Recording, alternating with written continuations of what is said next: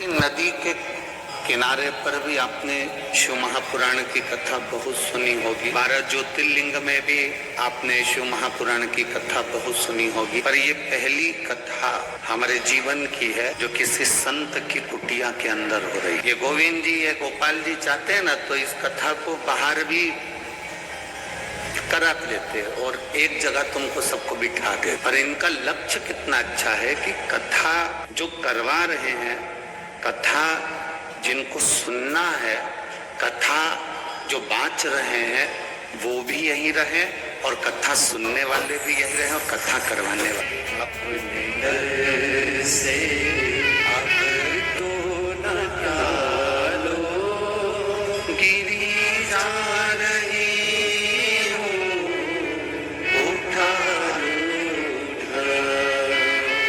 भगवान शिव की अविरल भक्ति, भगवान शंकर का संवाद, भगवान शंकर का स्मरण, भगवान शिव की अविरल भक्ति को प्राप्त करने का ये मौका मिला। फागुन का महीना प्रारंभ हुआ है। फागुन के प्रथम महीने के प्रथम दिवस में आप और हम ये कथा सुनने के गुरु के रंग में, बाबा के रंग में, मेरे कुबेर भंडारी के रंग में, मेरे तारकेश्वर महादेव के रंग में ऐसे रंग जाओ साथ दिन।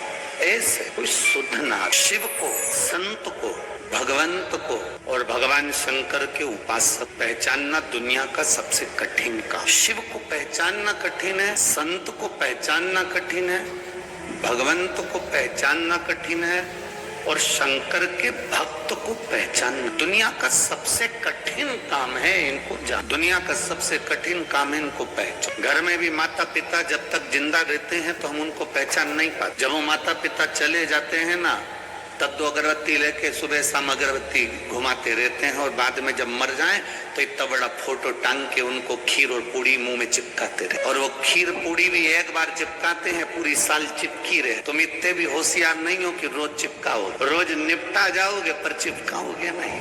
और बहुत कठिन। जिंदा है जब तक हमने उनका स्मरण किया ना किया, उनको पूछा ना पूछा, मरने के बाद जरूर हम किसी ना किसी पंडित जी से पूछ लेते हैं कि मेरे को बहुत सपने में मेरे दादाजी दिख रहे हैं, मेरे पिताजी दिख रहे हैं, क्या करें।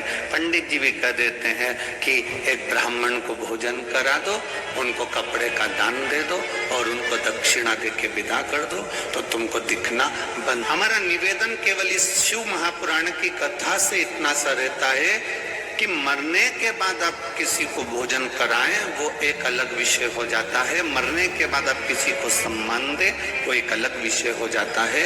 शिव पुराण कहती है कि जब तक माँ बाप जिंदा हैं उनकी इतनी सेवा कर लो कि फिर वो स्वप्न में भी आकर आशीर्वाद देकर जाएं कि दूध बनाओ। जिंदा है तो माता पिता की सेवा जिसने कर ली उसको आशीर्वाद मरने के बाद भी मिलता रहता है। गुरु की सेवा जिसने जिंदा जी कर ली उसका आशीर्वाद उनके प्राण त्यागने के बाद भी मिलता रहता है। ये गोविंद जी कांडा और गोपाल जी कांडा को देखकर सीख ले। गुरु जिंदा है, गुरु जीवित है, गुरु है, गुरु की श्वास चल रही है। उनने कह दिया ये काम करना है, कर लिया। उन्होंने कह दिया यहाँ झाड़ू लगा लो, लगा लिया। यहाँ डब्बा उठा दो। गुरु की सेवा कोई साधारण है क्या? विश्वा थिएटर जी के यहाँ पर संत नामदेव जी गुरु दीक्षा लेने गए। उन्होंने अपनी शिष्या को बुलाकर कर ले जूता उठा तो जरा, और जितने गुरु मंत्र लेने आए सबको देख धड़ धड़ दे जूता मार लपक लपक। तो गुरु होते बड़े अटपटे होते हैं, गुरु को पहचान नहीं तो कठिन। जिसने शिव गुरु है।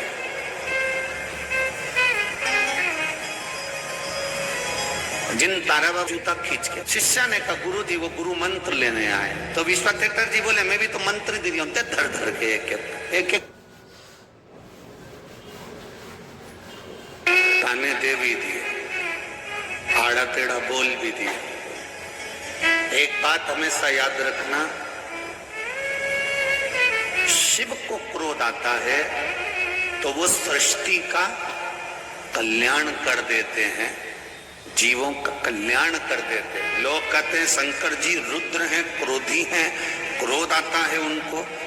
एक बात अपने अंदर उतार कर रखना, शिव को क्रोध आता है तो वो जगत का कल्याण कर देते हैं और गुरु को अगर क्रोध आता है तो वो शिष्य का कल्याण कर देते हैं। ये निश्चित।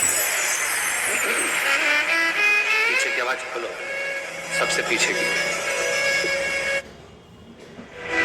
bring faculties and we bring teachers and clinicians from all around the world. I'm very happy.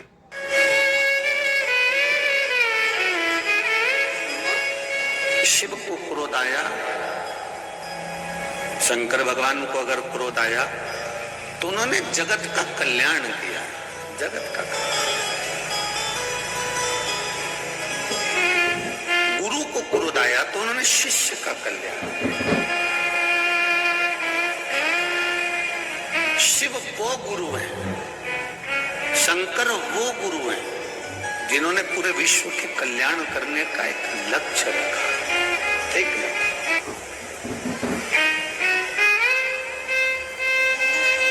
Govind जी, दुनिया के लोग कहते हैं कि शिवरात्रि के दिन भगवान शंकर की पार्वती जी के साथ शादी हुई, ये दुनिया के लोग कहते हैं।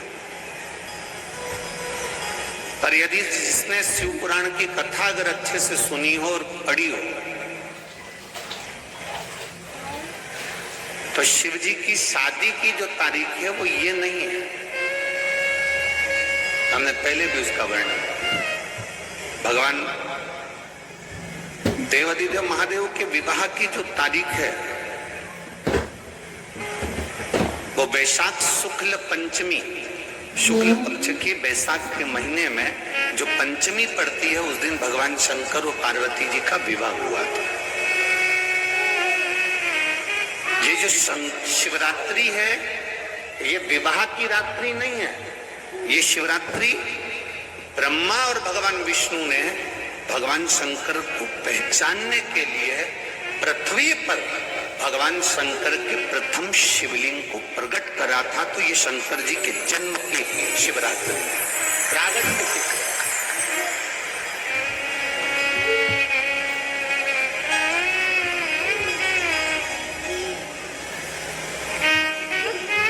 ये शिव जी के प्रागट्य की शिवरात्रि। जैसे तारा बाबा जी का जो जन्म है वो शिवरात्रि का मान्य है।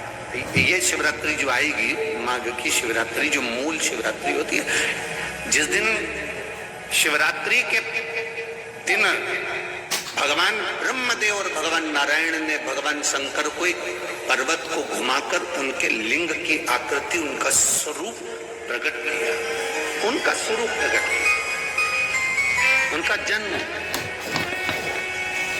आपसे कोई पूछे कि शंकर जी का जन्म कब हुआ था, बिल्कुल बेझिझक कह सकते हो शिवरात्रि के दिन, हैप्पी बर्थडे ने टू यू।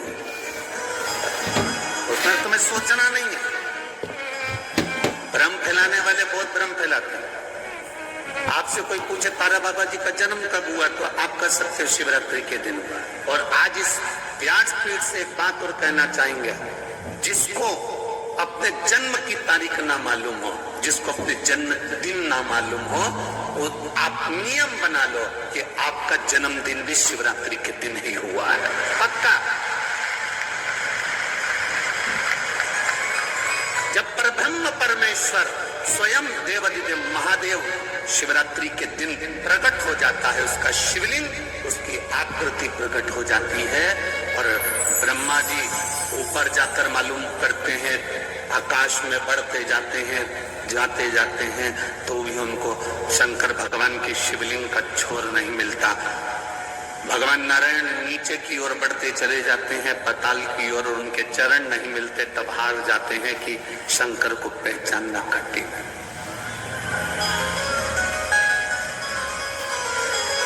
शिव को पहचानना, शिव को जानना कठिन है, बहुत कठिन। जैसे शंकर को पहचानना कठिन है, जैसे शिव को पहचानना कठिन, उसी तरह कोई संत को, कोई गुरु को, कोई सतगुरु को पहचानना कठिन। अब तारा बाबा जी की कुटिया को आप देखेंगे तो अब तो बड़ी सुंदर है, बड़ी सुंदर। आपने बना भी दिया, रास्ता भी बना दिया, बगीचा भी बना दिया, सुंदर तारकेश्वर महादेव का मंदिर भी बना दिया, गुफा भी बन गई। पर सत्यता में बताओ कि जब तक तारा बाबा जी थे तब तक एक छोटी सी झोपड़ी में रहना, अपनी झोपड़ी से बाहर नहीं जाना, अपने भजन में डूबे रहना, अपनी भक्ति को करते रहना। एक धूपाड़ा जला के रख लिया, उस धूपाड़े में अग्नि में सेकते रहना और अपना काम करते रहना। कब निकलते, कब आते, कब जाते, प्रवेश कब करते, कब कहीं बाहर निकलते, किसी को भी नहीं मालूम पड़ता कि निकले कि ना निकले। सतगुरु ऐसा ही है।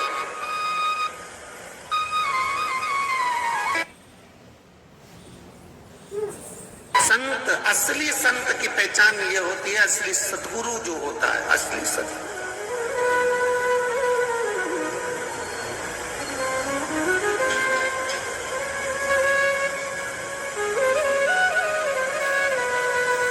हमने यहाँ देखा तारा बाबा जी की कुटिया के बाहर से दर्शन कराते हैं, उनके समाधि स्थल के कराते हैं, बाहर से दर्शन, समाधि स्थल का जो दर्शन कराते हैं बाहर से कराते। कल रात्रि को सावन पंडित जी कह रहे थे, गुरुजी अपनी इतनी सारी जगह गए, कई समाधियों के अपन ने दर्शन करे, वहां तो बिल्कुल अंदर तक सभी को दर्शन कराते हैं, यहाँ बाहर से दर्शन कराते हैं। हमने कहा इसी को समझकर शिव महापुराण में एक वर्णन आता है, पशुपति नाथ का व्रत करो, 16 सोमवार का व्रत करो, सोमवार का व्रत करो, शिवरात्रि का व्रत करो, चतुर्थी का व्रत करो, तीज का व्रत करो, एकादशी का व्रत करो, पूर्णिमा का व्रत करो, आपका मन पड़े वो व्रत करो।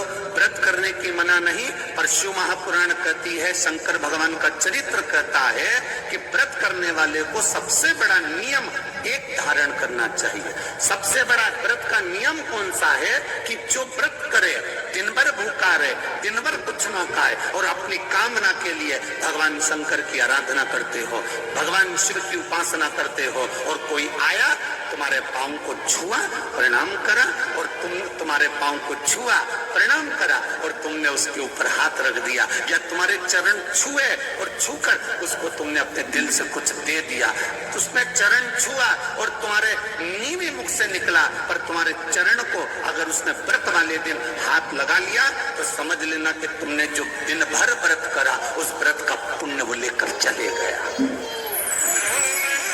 तुम्हारे व्रत का पुण्य वो लेकर चले गया। कई माताएं कहती हैं हमने पशुपति व्रत करा था, हमने ये वाला व्रत करा था, हमारा व्रत तो सफल ही नहीं हुआ, हमारी पड़ोसन ने व्रत करा, उसका व्रत सफल हो गया।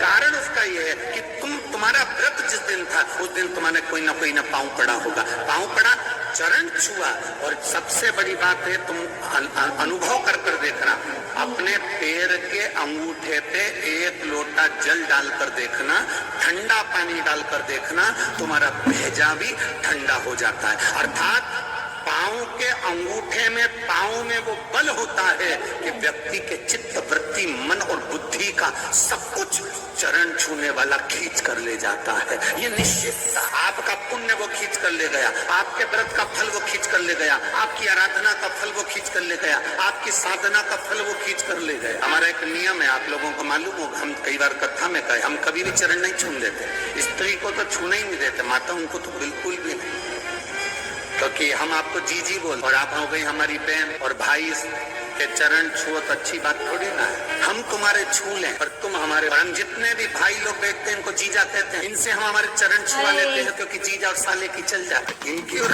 तुम्हारी नहीं। चरण की बड़ी व्रत करने वाली माता, चाहे उपास कर रही हो, साधना कर रही हो, नियम धारण करी हुई है, जिस दिन तुम्हारा व्रत है, एकादशी का व्रत है, उस दिन अपने पाँव को हाथ मत लगाने दो। जिस दिन तुम्हारा पशुपति व्रत है उस दिन तुम्हारे चरण को कोई को छूने मत दो। जिस दिन तुम्हारा 16 सोमवार का व्रत है उस दिन आपके चरण को कोई हाथ ना लगाए, आपको प्रणाम कोई ना करे, दूर से प्रणाम करे, दूर से दंडवत करे, दूर से वो नमन करके चले जाए, पर नजदीक से नहीं, उसको छू कर नहीं। हमारा पूरा पुण्य, भगवान नारायण के चरण दिखते हैं, बोलो दिखते हैं कि नहीं दिखते? जम के बोलो जरा, दिखते हैं ना? भगवान ब्रह्मा जी के चरण दिखते हैं, माता लक्ष्मी के चरण दिखते हैं, भगवान ब्रह्माणी के चरण दिखते हैं, इंद्राणी के चरण दिखते हैं, गरुण देव, वरुण देव, सबके चरण दिखते हैं। केवल एक शिवलिंग, शंकर भगवान का केवल एक शिवलिंग ऐसा होता है जिसके चरण नजर नहीं आते कि इनके चरण कहाँ है किसी को नहीं मालूम। वो तो अपनी तप साधना में लीन है, जो आता है जल चढ़ाता है, स्पर्श करता है, छूता है, चला जाता है। एक महिला ने एक पत्र भेजा, मैं शिखर राजस्थान कावंट कस्बे की रहने वाली है और पंडाल बहुत सारे हैं। तुम जिस भी पंडाल में बैठे हो उस पंडाल में आप खड़े जरूर हो जाना, ठीक है। मैं शिखर राजस्थान कावंट कस्बे की रहने वाली है।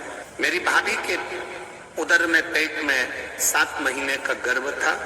बहुत समय के बाद गर्भ ठहरा था। 7वां महीना हुआ।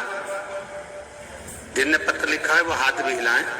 कहीं आप ही हैं? ऐसा हाथ हिला। श्री शिवाय नमस्ते। बच्चा आया है क्या साथ में? नहीं आया।